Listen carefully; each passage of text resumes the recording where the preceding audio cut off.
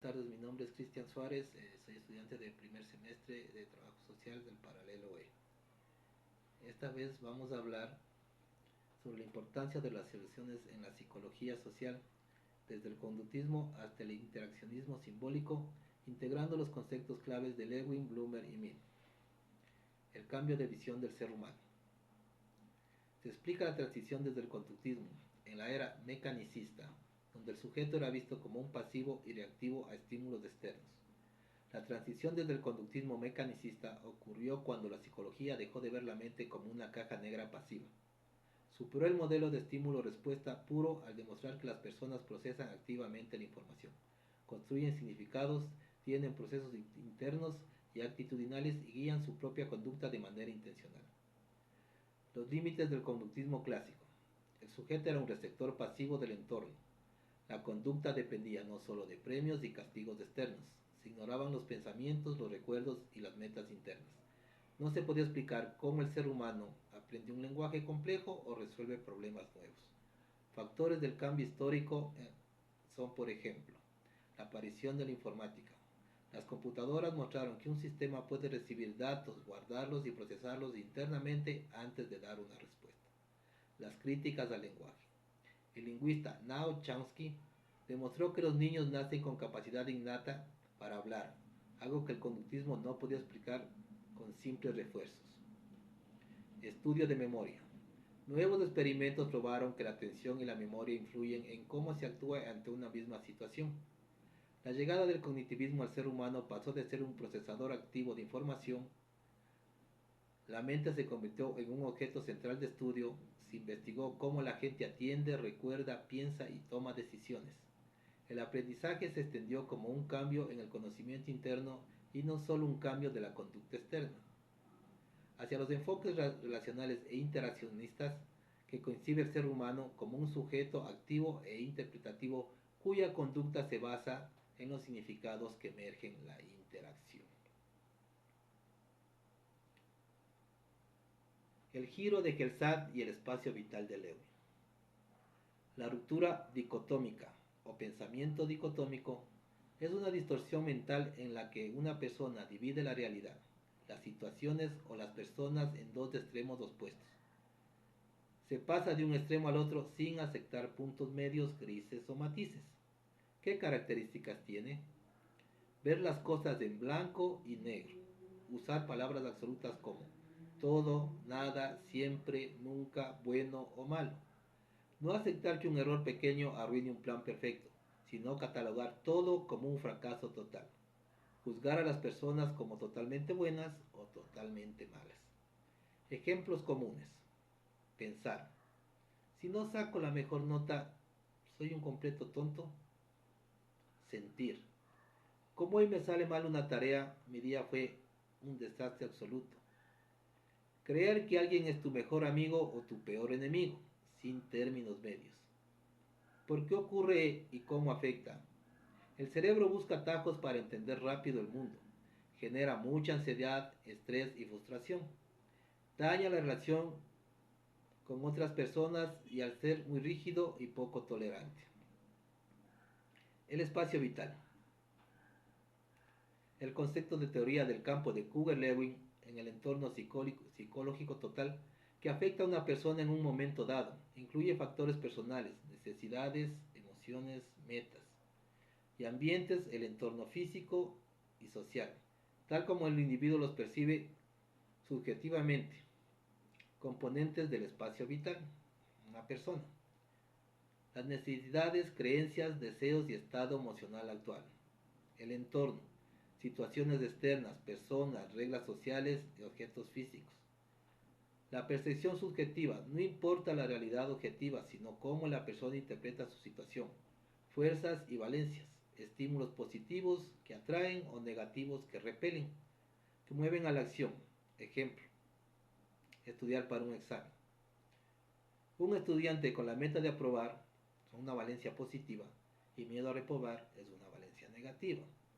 Por ejemplo, en su entorno, su habitación silenciosa y la presencia de su teléfono celular. El espacio vital. El teléfono representa una barrera o distracción que compite con el deseo de estudiar. El comportamiento final, apaga el celular o revisar mensajes. Depende de la fuerza de estas dos tensiones en el momento exacto. Otro ejemplo, la decisión laboral de una persona. Una persona infeliz en su empleo actual, pero con miedo al desempleo, no es una persona que está completamente satisfecha. Entonces, ¿qué necesita en su entorno? Una oferta de trabajo nuevo en otra ciudad, pero su espacio vital en el campo psicológico incluye un lugar de apego en el lugar actual. La necesidad económica y la tensión generada por el cambio, la conducta o aceptar el rechazo a la oferta sugiere equilibrar las fuerzas para ver cómo le va con esto según sus fuerzas internas y externas.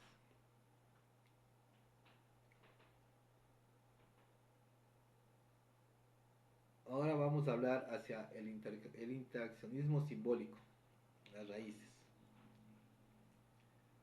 Para el sociólogo y pionero de la psicología social Charles Horton Cooley, el antecedente no se refiere a un estímulo o causa previa del conductismo, sino a la idea de que la sociedad y la conciencia social son previas y determinantes para la formación de la mente individual.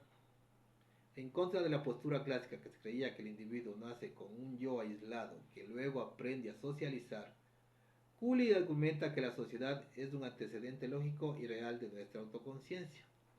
Aprendemos a pensar y sentirnos a nosotros mismos porque la matriz social e interpersonal ya estaba allí antes. Las claves del concepto según Cooley: la naturaleza social de la mente. La mente humana es un producto social.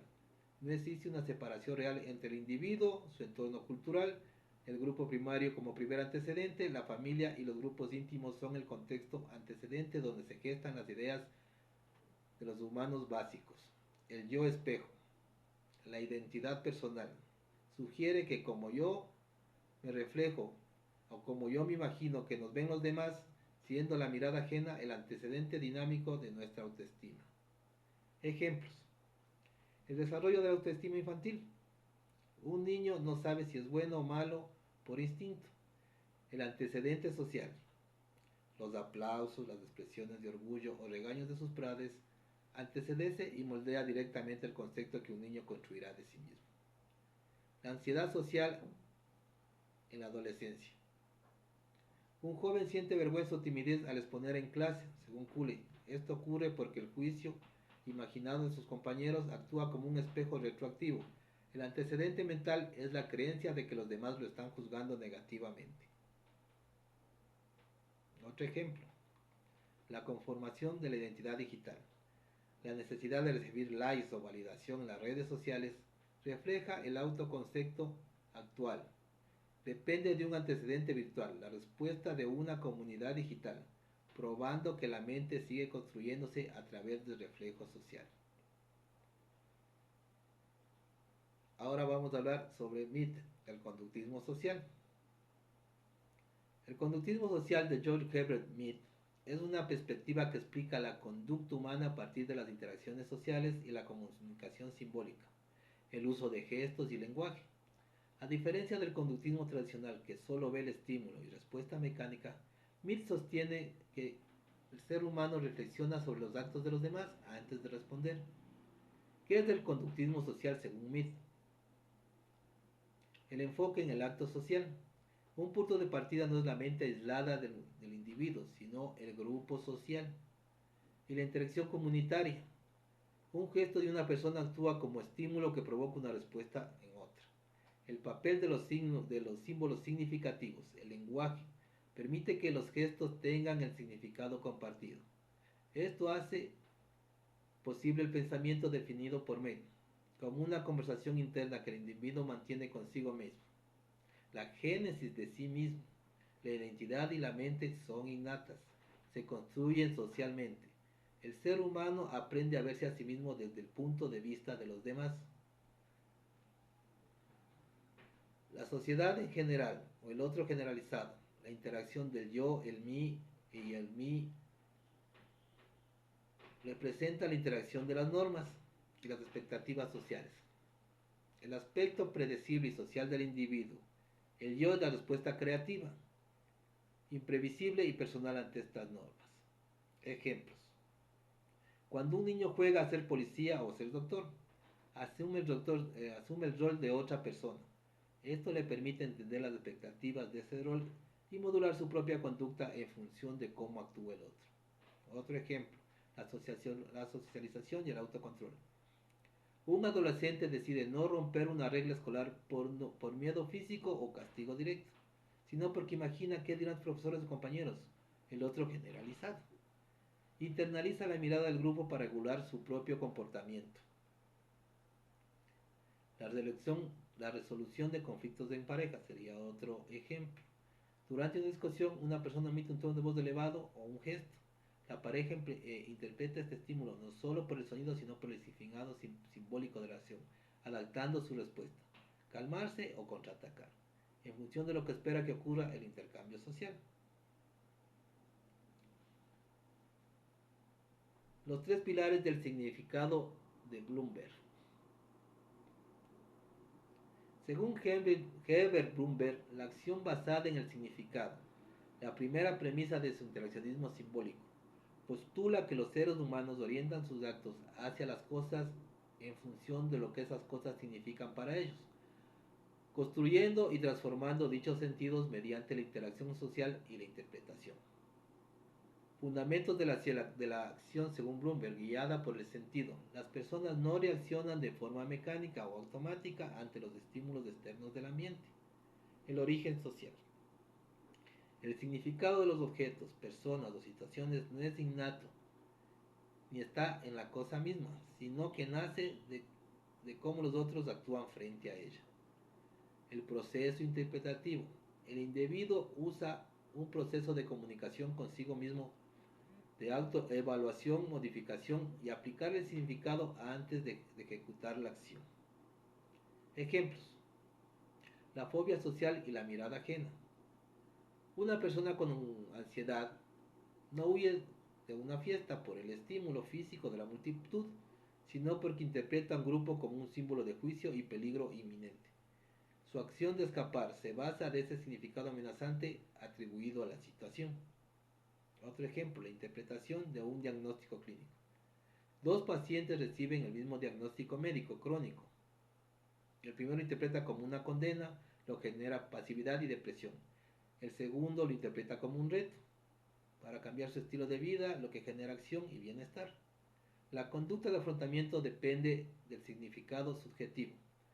El significado de un objeto en una terapia, por ejemplo, un anillo. Para una persona, un anillo de matrimonio caído en la mesa significa el recuerdo de un fracaso y genera enojo o tristeza. Para otro, tras sanar significa aprendizaje y genera paz. La conducta hacia el objeto cambia al modificarse su interpretación interna.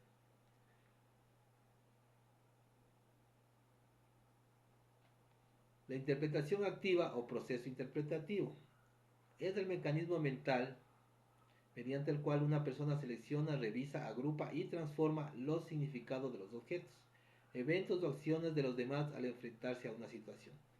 Lejos de ser un reflejo mecánico o una respuesta automática a un estímulo externo, el ser humano dialoga consigo mismo para definir el sentido de su conducta antes de actuar. Puede profundizar en los fundamentos de esta corriente en el marco de interaccionismo simbólico. La autoindicación. El individuo se señala a sí mismo los elementos de su entorno y les asigna un valor propio a través de un diálogo interno. La mediación simbólica. La conducta no nace del estímulo, sino de la definición del sujeto que hace de ese estímulo ejemplos para otras personas. Por ejemplo, la percepción de una crítica laboral a una situación. Un jefe dice a un empleado: necesito que revises este informe de nuevo. La interpretación pasiva o conductista. El estímulo, la frase del jefe, genera una respuesta de obediencia o temor directa. La interpretación activa, según Bloomer, el empleado procesa la frase mediante un filtro subjetivo.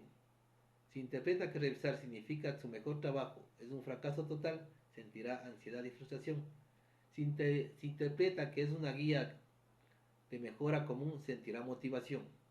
La acción del empleado depende de esta definición interna y no de las palabras exactas de un jefe. Una mirada en la calle puede ser otra situación. Una persona nota que alguien la mira fijamente al caminar por la acera. El proceso interpretativo. El significado de esa mirada no es fijo. El sujeto se indica a sí mismo. Me mira porque le gusto, me mira porque tengo algo extraño en la ropa o me mira porque va a saltar. El resultado conductual. La emoción consiguiente, atracción, vergüenza o miedo. Y la acción posterior puede ser sonreír, arreglarse la camisa o acelerar el paso. Esto cambia radicalmente según la interpretación activa que elige el individuo. La interpretación de un síntoma físico puede ser otro ejemplo. En la ansiedad, una persona experimenta taquicardia leve mientras está sentada. El proceso interpretativo, ¿cuál sería? El cuerpo emite una señal fisiológica pero solamente otorga un símbolo. El sujeto interpreta activamente, me está dando un infarto, versus solo bebí demasiado café, que podría ser la respuesta.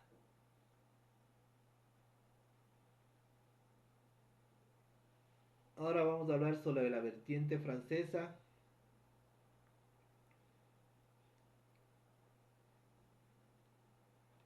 Las representaciones sociales de Moscovici. Estamos en el paradigma triático.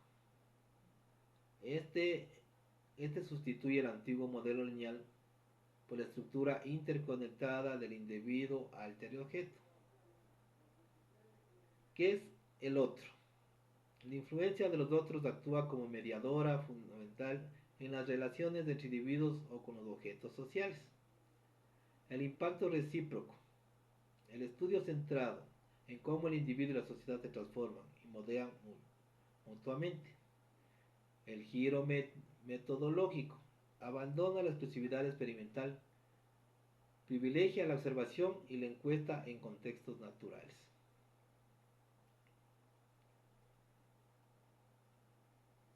Bueno, hasta aquí es la clase de hoy. Entonces, como reflexión tenemos que la interdependencia es ineludible. La evolución de la psicología social demuestra que el individuo no existe en el vacío. Desde el espacio vital de Lewin, pasando por el interaccionismo simbólico hasta las representaciones sociales, la conclusión es clara.